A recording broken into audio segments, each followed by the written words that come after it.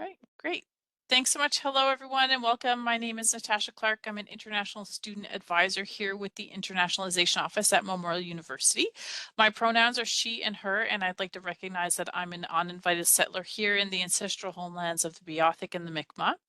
And today's topic is about health insurance. And so this session is designed for students who have been admitted, international students who've been admitted for fall 2025, to provide an overview on, what health insurance is required, what your health insurance options are, how to use and access that health insurance, as well as how to use and access healthcare facilities here on campus and in the community. So I want to begin with the land acknowledgement, and that is that we acknowledge that the lands on which Memorial University's campuses are situated are in the traditional territories of diverse Indigenous groups, and we acknowledge with respect the histories and cultures of the Beothuk, Mi'kmaq, Innu, and Inuit of this province, and we encourage everyone to reflect on the lands where you're located and the Indigenous people for whom these lands are traditional territory. So Canada has a very dark colonial history in terms of settlement that have come over and have essentially resulted in genocide, really, of many Indigenous peoples. And for example, the Beothuk, which were Indigenous here to the province of Newfoundland and Labrador, are essentially extinct.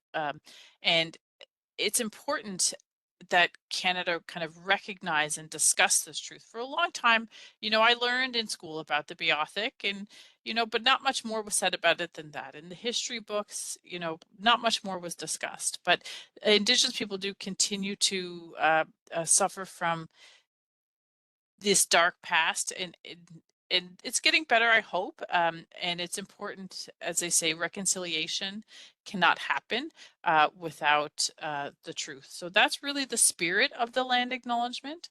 And as we provide a land acknowledgement, we also generally like to provide our labor acknowledgement and to recognize that in Canada, there has also been, uh, you know, many situations in our past and where, for example, through the slave trade and many industries and settler organizations have greatly impacted those people. So it it is something we begin all of our sessions to do and to bring that acknowledgement, and you'll probably encounter that as you come on campus and you go and attend, these sessions.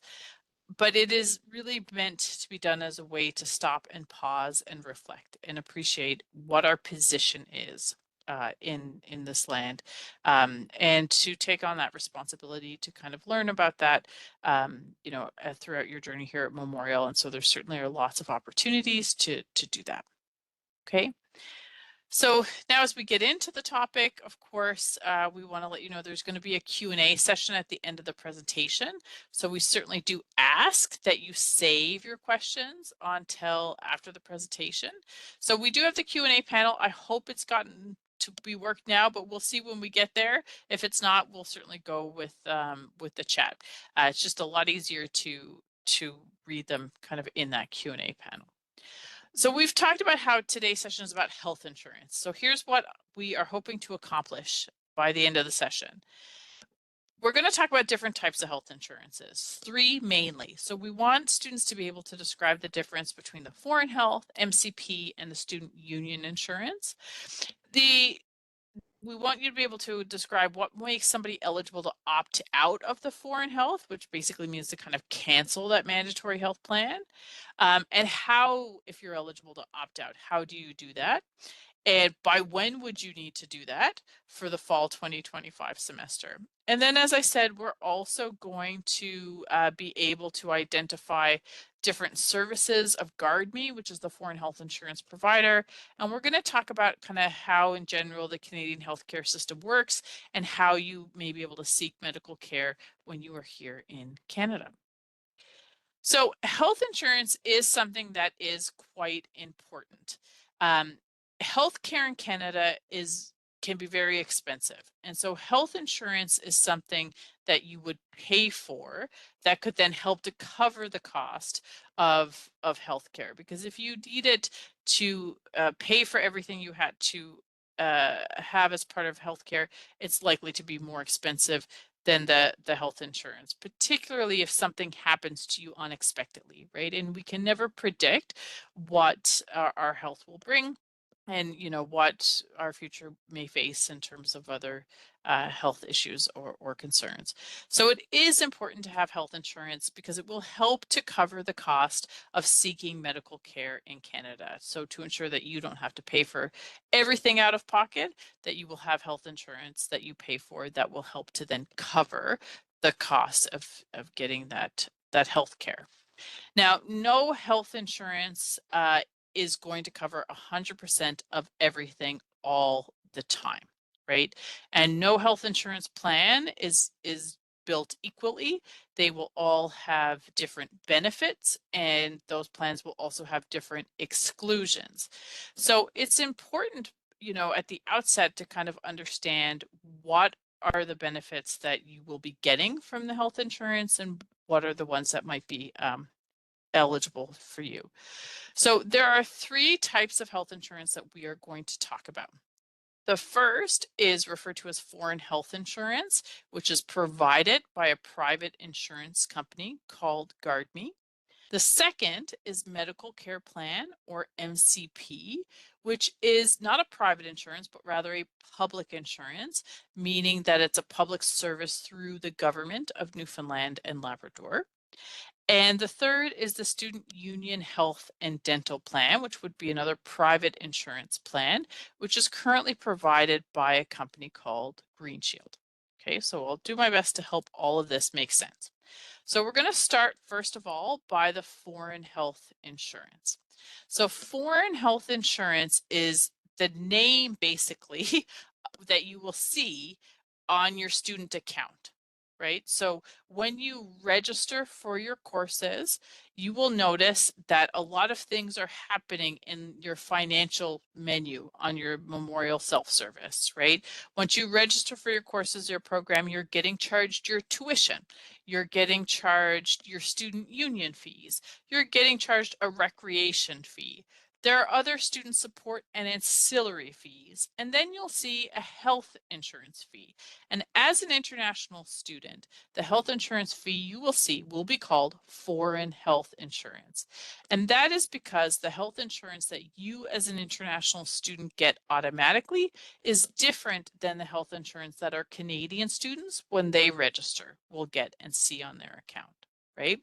So it is required by institutional regulation and policy that all registered international students must have health insurance.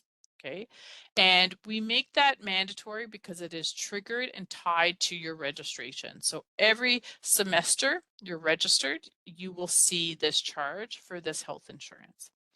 The health insurance is managed through the internationalization office. So it is our office that can help to answer all questions you have about the foreign health insurance. The provider of that foreign health insurance currently is an insurance company called GuardMe. And Memorial has been with GuardMe as a provider for a long time, but providers can change, right? But currently it is GuardMe. And the the insurance is charged to you every semester you are a registered student. So this is important because if you're not a registered student, you do not have health insurance automatically. Okay. So for example, you may be registered in the fall semester, you may be registered in the winter semester, but if you are an undergraduate student, say in a bachelor's program, you might not be registered in the spring semester. However, you may choose to stay in Canada during that time. But because you're not a registered student, you don't have this coverage automatically. Okay. And the coverage is semesterized, so it's tied to that semester's registration. Currently, the cost of that insurance is $261.59 a semester. And the coverage period will align with the semester. Now, classes won't start until September 9th, but if you're registered for the fall semester, your coverage through this foreign health plan will begin on September 1st and will go until December 31st. Okay. Then, if you're registered in the winter semester, coverage will go from January 1 to April 30th. And if you're registered in our spring semester, coverage will go from May 1st to August 31st. So if you maintain your registration, right, which our graduate students will do unless they take a leave of absence, then you have that continuous coverage. So you have no breaks in your coverage. But if you're not registered, either because it's maybe a break for your program or you're taking a leave of absence, then you don't have that coverage. So that's really important to know. And it's important to understand kind of those coverage periods. Okay. The foreign health insurance, what I describe it as is a comprehensive emergency medical or health insurance. So comprehensive, what I mean by that is when you need medical attention, you may go through various stages to seek that medical attention. So your first step may be to have an appointment with a physician, so a medical doctor. And there's a cost associated with, visiting that physician in their clinic. Um, Following that visit with the physician may have written you a prescription for medication, right? Or may have given you a requisition to go and get other diagnostic testing or blood work, right? So if you are given a prescription medication, your next kind of step in that healthcare journey would be to visit a pharmacy and to present that prescription to get those drugs covered, right? It could be you end up at an emergency room in a hospital. Perhaps you were required to take transportation there, and then perhaps you were admitted to hospital. So there's different stages of your healthcare. So the foreign health is designed to cover kind of all of those stages, right? So a doctor's visit, prescription medication, diagnostic testing, if needed. But it will only cover those things primarily in what is referred to as an emergent situation. Okay. Now, it doesn't have to, like, when you hear emergency, you probably think of, very, very urgent, dire cases. While certainly that would be covered, what they really mean by emergent situations are like new medical situations that require the relief of pain or suffering, right? So you may be suffering, but might not have to go to an emergency room and seek medical attention right away. You may be suffering and just need to get on antibiotics or some kind of medication, right, to treat that. So anything that's new or emergent that you have pain or suffering for, that's primarily what the health insurance is designed to cover, meaning it doesn't cover like the opposite of that, which would be non-emergent situations, right? Or preventative issues, for example, right? Um, so primarily it's for just in case you need it. And the other aspect of it is that it is primarily a health or a medical insurance, as opposed to a dental insurance. So typically you see those separated in Canada, where you would have a policy for health and you would have a policy for dental. So the foreign health is primarily a health benefit. There is some emergency dental care in there in terms of like a dental accident or extreme dental pain, or if you had to have a necessary tooth extraction, right? There is some coverage there. But again, it wouldn't be, to have a checkup with the dentist or dental cleaning or that sort of thing. Okay. So because of the fact that it is primarily for new and emergent situations, it does have some exclusions in the policy whereby it wouldn't cover, for example, pre-existing or chronic health conditions, right?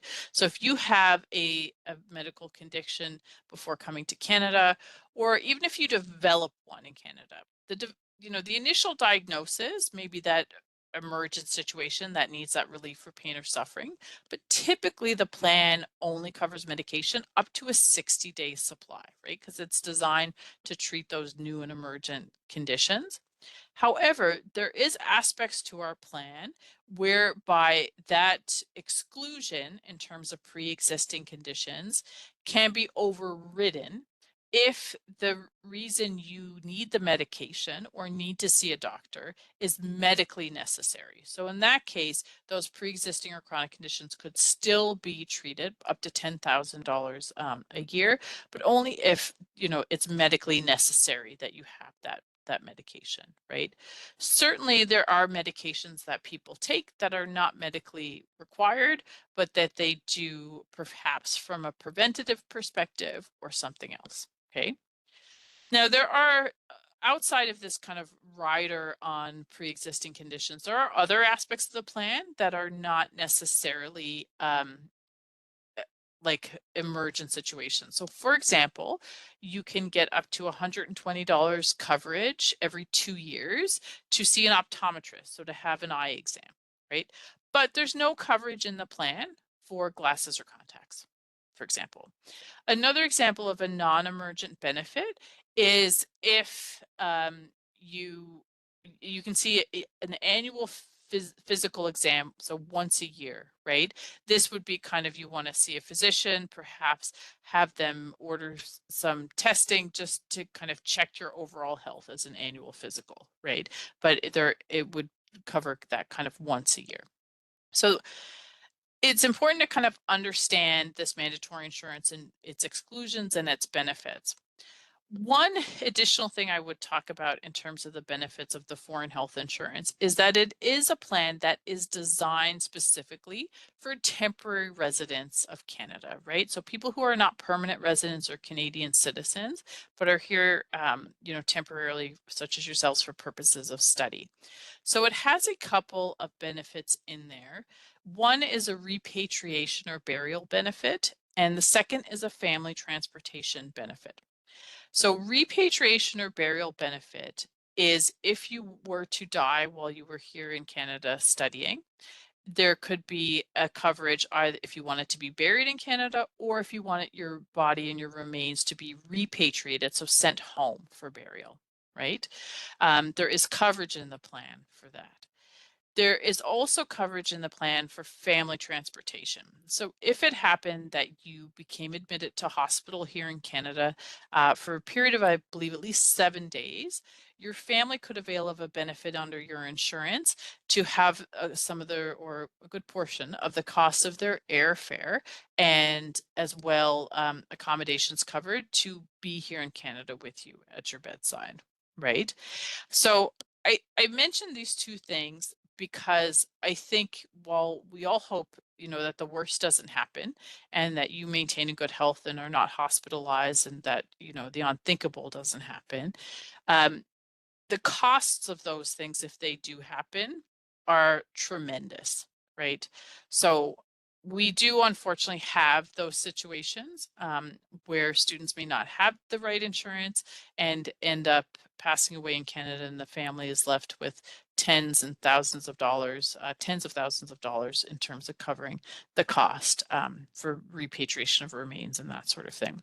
So that is the foreign health insurance, and that is the benefits, the coverage, and the cost. Okay, so now we'll move on and we'll talk about another type of health insurance, okay, which is the medical care plan. So MCP is very different from the foreign health insurance. Firstly, because it is a provincial health insurance plan, so it's a public service. It's not from a private company like GuardMe, right, which is a profit-based insurance, business. MCP is a public service through the government of Newfoundland and Labrador. So you don't pay for it. It is free insurance coverage, but it's also different in terms of what it covers. So I described the foreign health as kind of that comprehensive emergency medical plan. MCP is what I would refer to as kind of your basic health plan, right? So it will cover the cost to see a medical doctor or physician, and it will cover the cost of most hospital services. And it will cover these things, though, no matter what the reason, right? So if you wanted to see a medical doctor and it was just for conversation or preventative, you were concerned or inquiring about some aspect of health, it doesn't have to be like that emergent need of relief for pain or suffering. So we'll cover it. So basically, we'll cover you to see a doctor no matter what the reason. And then hospital services refers to if you made it a visit to the emergency room, right? The cost of seeing a doctor and getting those services in an emergency room. If you were referred by a doctor or as part of that emergency visit to undergo diagnostic testing, like getting an X-ray, a CAT scan, MRI, or something like that, that would be covered. Most surgical procedures delivered in a hospital would be covered. And if you had to be admitted, as part of those a treatment or surgery, it would be covered by MCP as well. But MCP wouldn't cover, for example, then that prescription medication, or that, if you were referred to like paramedical services. So if you had to see a chiropractor or physiotherapist to help you in your rehabilitation from your illness, it wouldn't cover the optometrist, it wouldn't cover the dentist, right? And things like that. So it it covers kind of the very most common things, right, that people will need to seek at least that initial medical care, which is seeing a doctor, and it will cover those things that are the most expensive, right, which would be that diagnostic testing and those hospital services. So it is absolutely great coverage to have and very easy to use. And the other thing, though, is that it's not automatic, right? And it's not mandatory. And in fact, not all international students will be able to get MCP. So you have to be eligible, and then you have to also make an application for that MCP. Okay. Now, most of our international students will be eligible for MCP, but we just don't know if you'll be eligible until you arrive here, right? So to be eligible, you have to be a full-time student. Your study permit has to be valid for at least a year. And you have to be a resident of Newfoundland and Labrador. So being a resident of Newfoundland and Labrador means that, you're here for studies, but you intend to stay the majority of the year in this province, right? And you won't be doing, for example, field work for months and months and months at a time in another province or things like that, that you're primarily, for the most of the year, going to be residing in the province of Newfoundland and Labrador. So many of our students will be eligible for the MCP, and your study permit's not, of course, issued till you land in Canada. So that's why you might be surprised to get here and get like an 11-month study permit, which would mean you wouldn't be eligible, right, for the MCP. So you have to be a full-time student, your study permit has to be valid for at least a year, and you have to be a resident here in the province. So if you're eligible, that's great. It doesn't automatically give you coverage. You have to make an application for MCP, and you have to demonstrate to MCP that you are eligible for that coverage. So there's an application form that you must complete. You have to show them proof of enrollment, right? So not just your admission, but proof that you have actually registered and that you're a full-time student. And you have to give a copy of your study permit, and you have to give a copy of your passport to show your identity, as well as to prove that you have that study permit for at least a year. And that application has to be made to MCP. So it's not to the university, it is independent of the university. So you apply through the government to the MCP office. And very fortunately, Harim has organized several days at the start of the semester where we will have these things called MCP and SIN clinics. So MCP will be on hand, and you can actually come to the clinic and you can complete the application form. You need to bring copies of your documents, right, with you, and you'll meet with somebody from MCP and you'll present to them the documents. They can then immediately kind of assess if you are eligible for that MCP, if they require any additional documents, and then they'll take your application with them back to finalize the processing, and will then provide you, hopefully, with your MCP card in the mail, right, later on. So as Harim is just putting into the chat, it's really important that if you are coming to those clinics that you bring those copies, right? Don't just bring your study permit and passport. Make sure you take the copies of them before showing up to the clinic. All right, now you don't have to come to the clinic to apply. You certainly can apply in another way, but we do definitely hope to see you there at the clinic. So we've talked about, the foreign health, which is automatic and is mandatory for all registered students. We've then talked about MCP, which you have to be eligible for and make an application. And certainly, just even though you have the foreign health, which will cover many things that MCP covers, it's certainly encouraged that you apply and obtain the MCP anyway. There's nothing wrong with having MCP plus other insurance, right? And in fact, the university requires that you have more than just MCP, right? And most Canadians who will have that public health insurance like MCP, if they can afford it, will have private health insurance to supplement that MCP. So to cover those things not covered by MCP, right? And it's very common practice that institutions across Canada require that their students have this supplementally private coverage and will have group insurance plans for them to enroll in, just like employers will have the same, right? So there are benefits through employers. As an employee here at Memorial, for example, I'm covered. I have my MCP, but I also am covered through an insurance plan that the employer has set up that I pay into, right? So um, it's important to understand that MCP by itself is not going to be enough for you to be a student here at Memorial. You will still have to pay and have insurance. So you have the foreign health insurance automatically, and you can keep that and have your MCP at the same time. But if you have MCP, then you may be able to avail of another kind of private insurance. And this private insurance is managed through your student union. So it's not managed through the internationalization office, but through your student union. Your student union is a group of students. Basically, you pay union fees and you'll see those charges, right? And they represent your interests here on campus, right? So they are here to advocate for your rights as a student. And they do and deliver various services and programs. And one of the services and programs that your student union has is a health and dental plan. And the Student Union Health and Dental Plan is the insurance plan that our Canadian students are charged automatically when they register. So when they register, they pay a fee, and it's the Student Union Health and Dental Plan. There are actually 4 student unions at Memorial. Which one you belong to depends on your level of study, as well as perhaps your campus of study. Okay. So if you are a graduate student, then your student union is the Graduate Student Union, the GSU. And regardless of what campus you're a graduate student at, the GSU is your student union.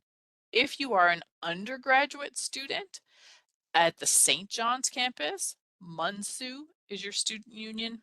If you're a student at the Marine Institute in an undergraduate level program, it's MISU.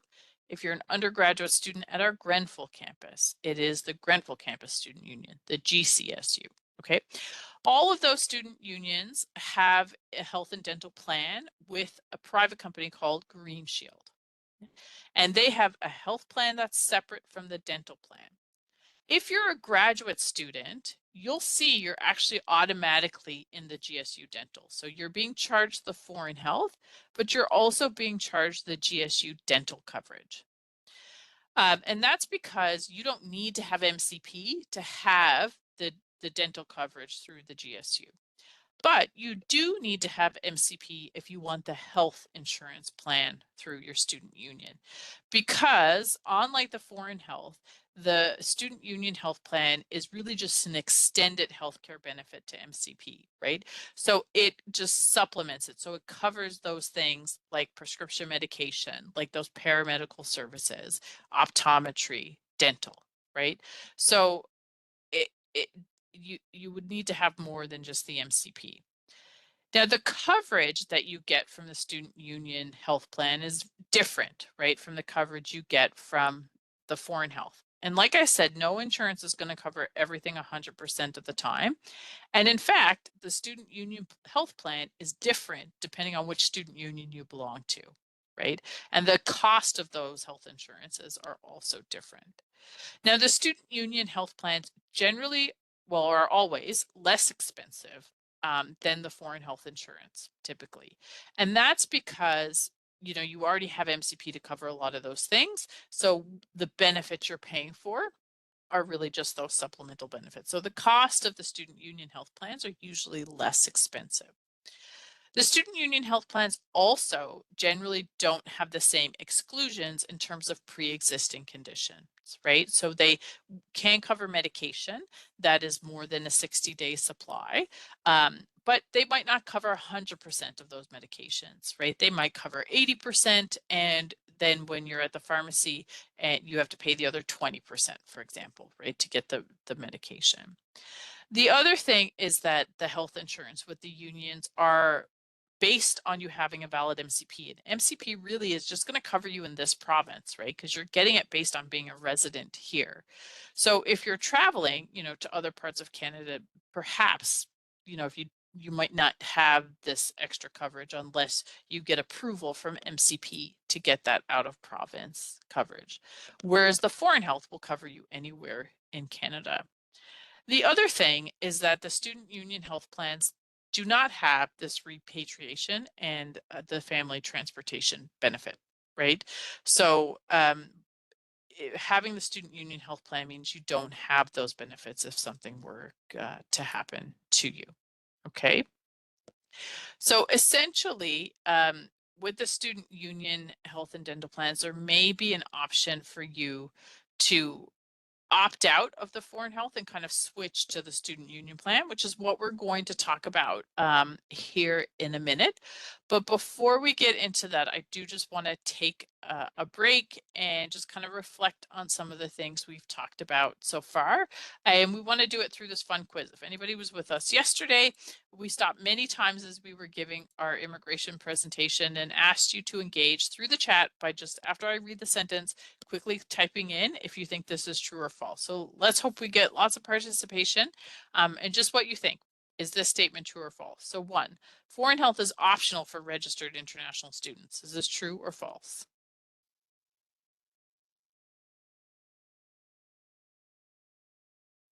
All right, perfect. It is false. It is mandatory. So once you register, you're automatically charged it. All right. Number 2, foreign health only covers you in the province of Newfoundland and Labrador. Is this true or false? This one is also false. So the foreign health with GuardMe will cover you anywhere in Canada. Okay. There is also some out of country coverage depending on if you're eligible. But if you're studying out of the country, like you're an online student, you'll definitely want to opt out, and we'll talk about that. And number 3, you can apply for MCP before you come to Canada. Is this true or false? Perfect. I like false answers for some reason. All of these are false. Yeah, this one is false. And the reason is you have to have a valid study permit for at least a year. Your study permit does not get issued till you enter Canada. The other main reason you can't apply for MCP before you come is because you also have to be a resident here in the province, right, to be eligible for that MCP. All right. Thank you so much. I really appreciate everybody engaging there. So we've talked about how the foreign health insurance is mandatory and it's automatically charged to you when you're a registered student. But at the start of every semester, we have this opt-out period, right? And the student unions who have their health and dental plan, they also have this opt-out period, right? So it's automatically charged to you, but if you're eligible, you can opt out of it. So that means to cancel the plan. But there are very, very few cases where one can opt out of the foreign health insurance. The first one is if you obtain MCP and you decide that you want to transfer to the student union plan, right? You don't have to do this. You can have the MCP and stay with the foreign health. But if you want to change to the student union plan because you've assessed both plans and you decide, I want this other plan, I'm okay with giving up those benefits, I want to get these benefits, then you can opt out. But again, it's about transferring you to the student union plan. So MCP by itself isn't enough. You'd still have to pay a health insurance fee and have coverage. It would just be different. The second option to be eligible to opt out of the foreign health is if you're studying outside of Canada. So for our students, if they have an online program or they're going to spend perhaps a semester studying outside of Canada, they would want to opt out. And that opt out would just cancel it. It wouldn't give you any other coverage, right? Because generally speaking, the foreign health is not going to cover you in your home country. Third, in terms of there's other eligibility to opt out. So we'll talk about that. But having alternate insurance, right, other than having the MCP and switching to the student union plan, generally doesn't make you eligible to opt out. There are essentially two types of alternate insurance that we accept. So it's important to know that if you're coming to Canada with health insurance, perhaps from your home country, it doesn't mean you can cancel the foreign health. You still have to have that as a registered student, okay? Now, if you are successful in obtaining the MCP, then you may decide that you want to opt out and transfer to the student union plan. But I will tell you that most students are not going to be able to do this in their first semester of study, okay? But if you can't opt out in your first semester, we do an opt-out period every semester. And the opt-out period is always the end of the first 2 weeks of classes. It's the same as the add or drop date for your courses. Okay, and so for the fall, that's September 23rd. So to be eligible to opt out of the foreign health based on MCP and changing to the student union plan, it's not enough just to have MCP. Your MCP has to be valid on or before September 1, 2025, right? So anybody arriving in Canada after that time wouldn't likely get an MCP valid from September 1. And because the semester doesn't start until September 9th, sometimes MCP issue dates is not until then anyway, right? Because that's when you start to be a full-time student. But the reason that it would have to be valid on or before September 1 is because that's the start of your GuardMe coverage. So we're not going to let you out of the coverage unless you have it for that coverage period. And your MCP doesn't necessarily have to be valid for the full of the year, but it would have to at least be valid past September 23rd and that you could renew it, right? Because generally when you apply for MCP, it is granted usually just for a year at a time, and you have to renew it every year to show that you're still a full-time student, okay? So to be eligible, it's not enough to have MCP. The dates of your MCP have to coincide, and you have to meet our deadline, which is September 23rd. So often it's hard for our students in their first semester to be able to do this. They might not get their MCP by September 23rd, and they may not have that issue date on or before September 1st, sorry. The other eligibility to opt out is if you are outside of Canada. And so if you are studying outside of Canada, you definitely want to opt out because you don't want to be paying for insurance that's not giving you anything. And the deadline is the same. And where you go to opt out, it's an online opt out, is the same.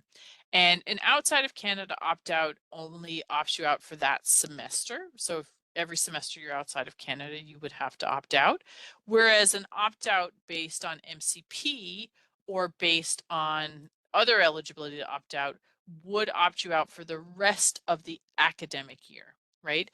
So an academic year runs from September to August. So regardless of if you opt out in September or you opt out in January, the opt-out will expire in August. Every fall, you're put back into the foreign health. And if you're eligible and you want to opt out again, you would do that, okay? But an opt-out based on being outside of Canada is based on only the semester that you are outside of Canada. Now, as I said, there are some other eligibility to opt out, but it's very limited. So we have a couple of health insurance programs that we would accept because of students who are in certain circumstances. So one would be for our students who are sponsored under a Libyan scholarship program that have a health insurance plan administered through the Canadian Bureau for International Education. Or if you are a refugee claimant and you are covered under the Interim Federal Healthcare Plan of Canada. So if that's your situation, then you can opt out as well. And the deadline is September 23rd, 2025. All right. So now before we kind of move on to some other important things, let's again take a break, and I do hope we get the same or even more engagement in our chat. So please feel free to just type in, having MCP is adequate health insurance. Is that true or false?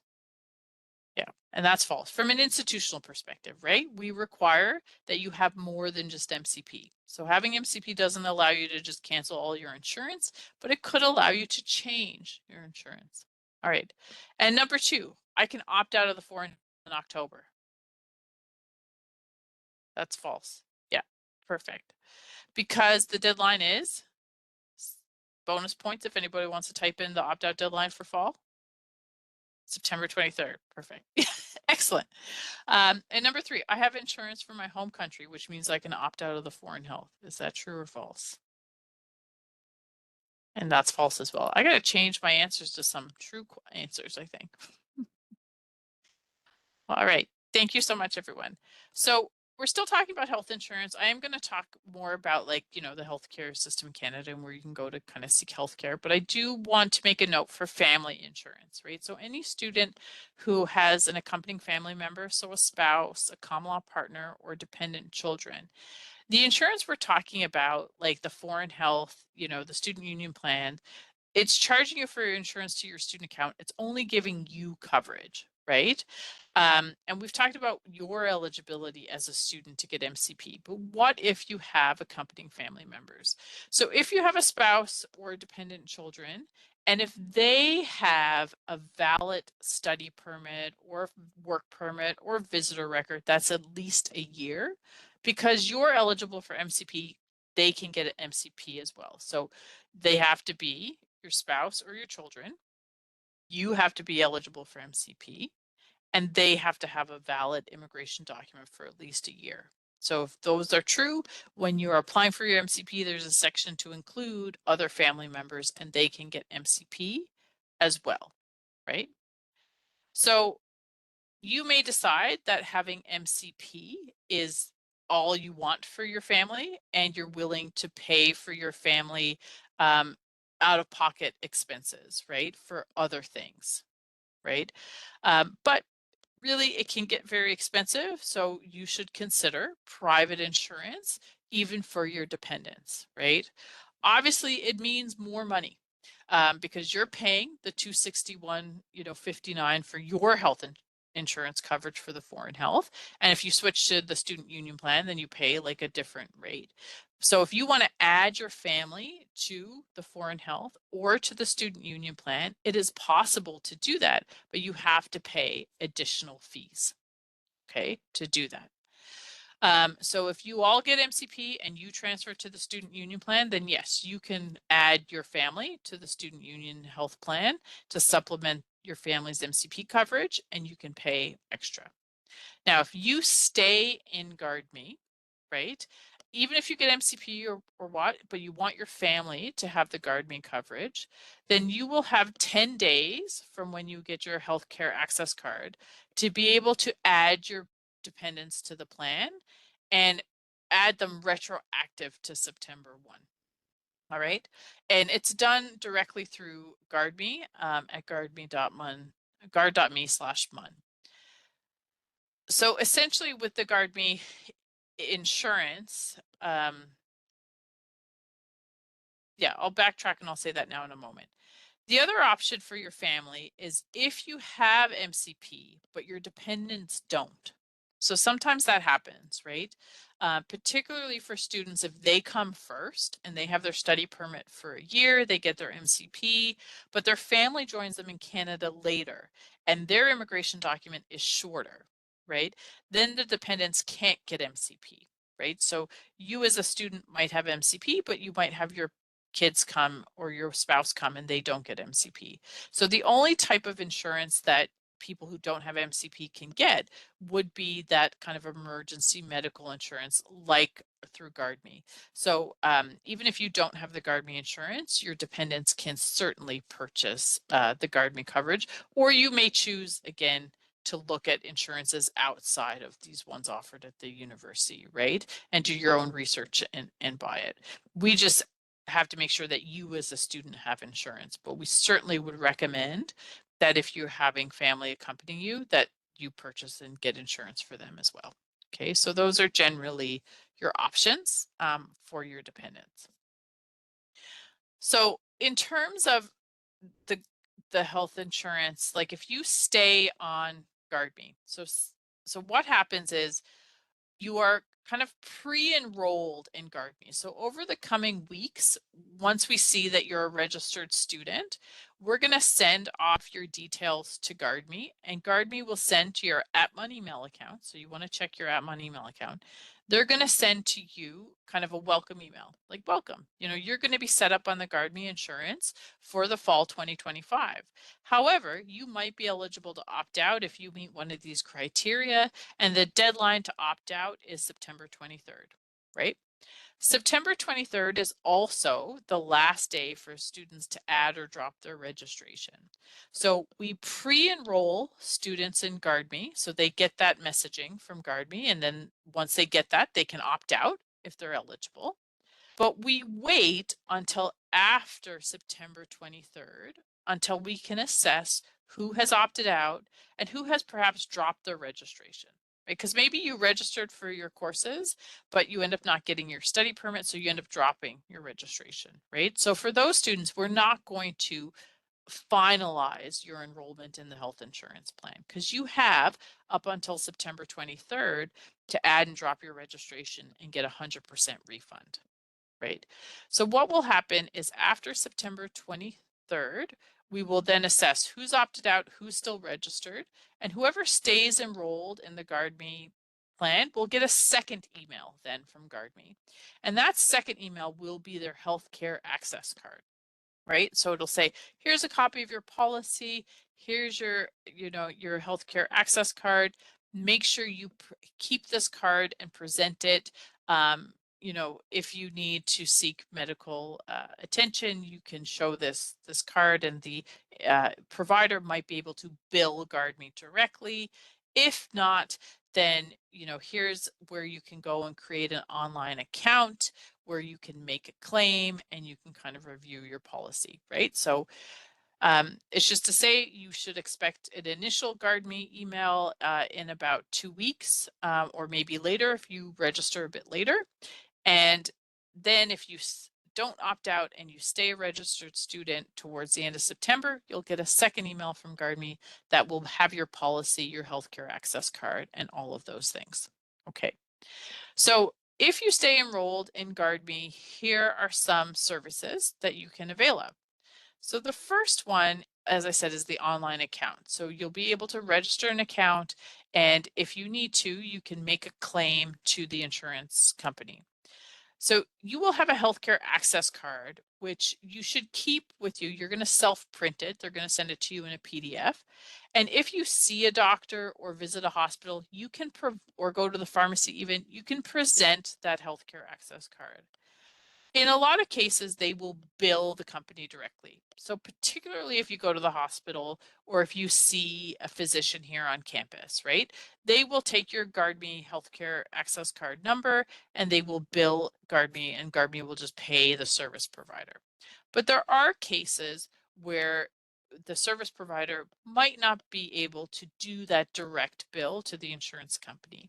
So they might require that you pay for that medication that you've just had filled, that prescription, and then you get a receipt. So then you can submit a claim to the health insurance company, and the health insurance company then can reimburse you. Okay, so to do that, you would need an online account to make that healthcare claim. If you stay enrolled in GuardMe, GuardMe also has this service called Mobile Doctor. So this is only for those who stay enrolled in the GuardMe insurance. Now, there are going to be different ways for you to see a medical physician here in Canada, and we'll talk about that. But it is not necessarily that easy to see a doctor, right? And to get treatment here in Canada. So having this option of a mobile doctor is really wonderful because you can have an appointment with a physician. It's a virtual appointment, so over video call or over the phone. And in many cases, they can treat and diagnose, certain small kind of illnesses. and they can send a prescription, for example, to a pharmacy of your choosing. So then you can go and pick up your prescription, right? So it's just adds another layer whereby you can talk to a doctor and seek medical care, and the cost of seeing the doctor through Mobile Doctor is covered. So you don't have to worry about making a claim. All right. So that's for physician services. Now, GuardMe also has this other program. It's been kind of rebranded as a student support program, or the SSP. It was formerly called Keep Me Safe, but this is a mental health, wellness, and counseling program, right? So this is different than seeing a physician, but it's about getting mental health supports. And this is something that's available to all students at Memorial. And Memorial avails of a kind of pared down version of this support, whereby you can be connected with a counselor through chat, I think, and perhaps by phone as well, but not in person. And you can get connected with the counselor 24/7. So even if it's outside of, say, the regular office hours of the on-campus counseling center, which we'll talk about, you can get connected with somebody to discuss any kind of support that you might need. So it could be uh, um, a mental health crisis, or it could be just various academic stresses, roommate issues, or that sort of thing that you just want to speak to somebody about and get that counseling services. You'll also, when you come on campus, get to meet students that are volunteers with GuardMe, and they're essentially campus ambassadors. So they run a lot of different programs and events, and can help to get to know about GuardMe. All right, so that's a little bit about if you stay enrolled in the Foreign Health Insurance Plan.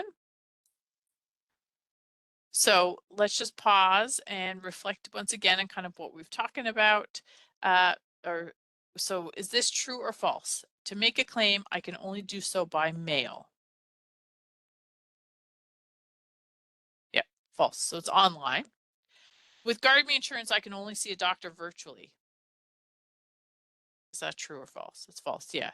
So it's just an extra benefit, right? Other insurances, you wouldn't be able to maybe access Mobile Doctor, but with GuardMe, you can. And you need to be enrolled in the GuardMe Insurance to avail of the student support or the Keep Me Safe program. That one is false, actually. So you need to have the GuardMe to have the Mobile Doctor, but not to have the student support. All students at Memorial have access to that. Okay. So now, before we kind of finish off and take time for questions, I want to talk a little bit about in terms of like seeking healthcare in Canada. So in Canada, it's important to note that there's a difference between kind of a primary care physician and a specialist. So a primary care physician is most commonly referred to as a family doctor or a general practitioner. Um, and a specialist, of course, would be a physician who has specialized in a certain area of medicine. So oncology, dermatology, rheumatology, gastroenterology, there's so many different specialists. In Canada, it is not possible to directly make an appointment with a specialist doctor. You can only see a specialist physician if you have a referral from a primary care physician or your family doctor. Okay, so your first point of contact in terms of seeking healthcare would be to meet with a family doctor, essentially. Um, Outside of a medical physician, there are of course many different um, medical practices that are set up that we would refer to as kind of paramedical practices. So certainly, individuals have to go through medical training, but not, as they're not an MD. So we have physiotherapists, chiropractors, dentists, optometrists, and that sort of thing. The paramedical services are generally very privatized, right? So these these healthcare providers will have their own clinics, and you can often contact those clinics and you can just book an appointment. And many of those clinics will take new patients, right? There's not necessarily a shortage of paramedical of healthcare providers. But when it comes to family doctors, right, your primary care physician, there is a shortage in Canada right now. There are actually a lot of people who do not have a primary care physician, and it does make it very difficult for them to seek medical care. So it is a problem across Canada, and there have been different things done to kind of address that concern. So, for example, there are nurses that you can see instead of a primary care physician in some cases to be able to treat and diagnose some minor concerns. There's also pharmacists have been equipped to be able to diagnose and treat some minor concerns as well. So generally speaking, your first line if you're of defense, if you're feeling ill, is to see a primary care physician. But depending on that illness or concern, you may be able to seek that assistance through a nurse or through a pharmacist. Okay. Now, I have certainly said it's difficult to connect with a primary care physician for many people in Canada. But the good news for you is that as a student of Memorial, you already have a team of primary care physicians that work out of the Student Wellness and Counseling Center here on campus, so the SWCC. So I strongly encourage you to become familiar with the SWCC services, right? They have physicians, so family doctors, primary care physicians on staff. They have a clinic. You can book an appointment there. They also have counseling staff, so where you can seek that mental health support and wellness as well. And the Student Wellness and Counseling Center, their physicians are here to see you as a student, and if you as an international student have accompanying family members, then your children and your spouse can see a primary care physician there too. All right, so you don't need to look and try to find yourself a family doctor, which is what so many Canadians are struggling to do. There are external clinics, so many family doctors have kind of those clinics outside of campus, but most of them, like I said, are not accepting new patients, so it's hard to get to see a doctor.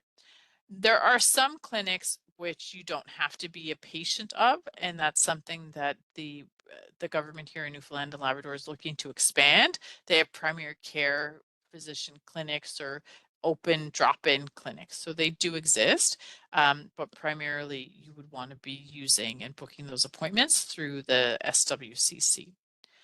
Of course, if you're not feeling well, your first point of contact would be to book an appointment with a primary care physician, or if you could connect with a nurse or a pharmacist, if it's kind of those minor things. But if it can take a while to get those appointments, maybe a week or 2 weeks or more to kind of see your family doctor. So if you can wait, certainly, that would be what you should do to wait, but you have to self-assess, is this an emergency? There's the emergency department, and the major hospital here in St. John's is located on the Mutton campus, so it is quite nearby. But an emergency room is really designed for those emergencies.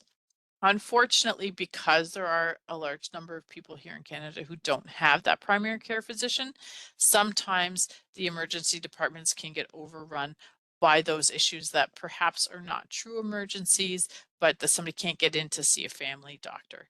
But the emergency department is triaged, so it's not necessarily first come, first serve, of course. It is in order of urgency. Now, I am not one to be able to tell you, well, yes, you can wait to see a family doctor, or no, you need to go to the emergency department. Of course, you want to rely on your own judgment, but there is also the health line here that you can call, and you can talk to a registered nurse and you can describe your symptoms. And this is a way sometimes that they may say, well, actually, we'll connect you with a nurse practitioner and they can have a video call, or we may be able to provide some diagnosis. Or they might say, I would check with your pharmacist or try to see your doctor within a few days, right? Or they might say, well, no, you need to go to the emergency department for this. So there is the health line as a resource there as well. So I think I'll probably skip that quiz because I know I've been talking a lot and I want to make sure that we have lots of time for questions. And I wonder,